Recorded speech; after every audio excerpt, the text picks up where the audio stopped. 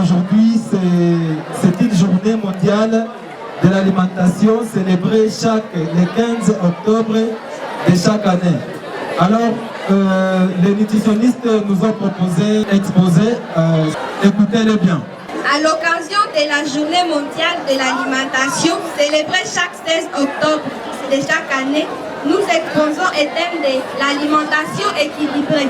Partout, de loi sur la bonne alimentation, il est clair qu'aucun aliment par nous-mêmes ne peut apporter tous les nutriments nécessaires à l'organisme.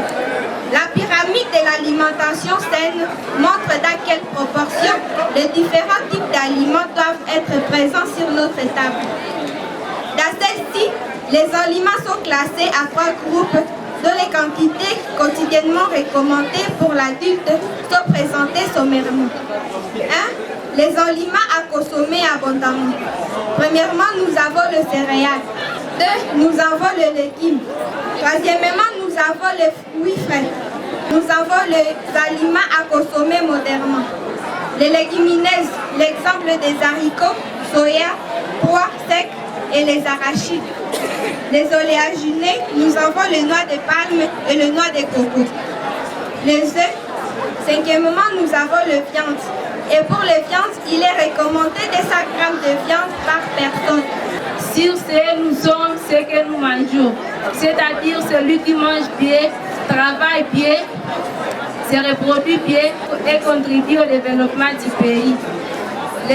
Les spécialistes de la nutrition considèrent que l'équilibre alimentaire a des chances d'être atteint lorsque l'apport énergétique total est fourni à raison de 15% par les protéines, 30 à 35% par les lipides et 50 à 55% pour les glucides.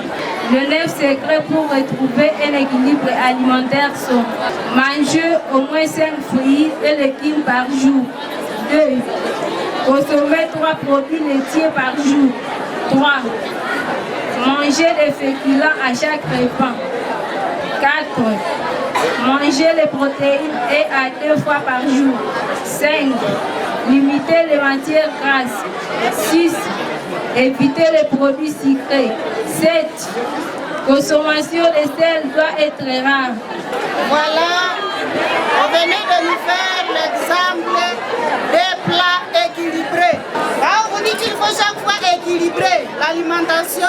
Donc là, il faut voir les 4 types d'aliments. Nous avons les aliments énergétiques, les aliments de protection, les aliments de construction, et puis on a ajouté 4e groupe qui sont les aliments lestes.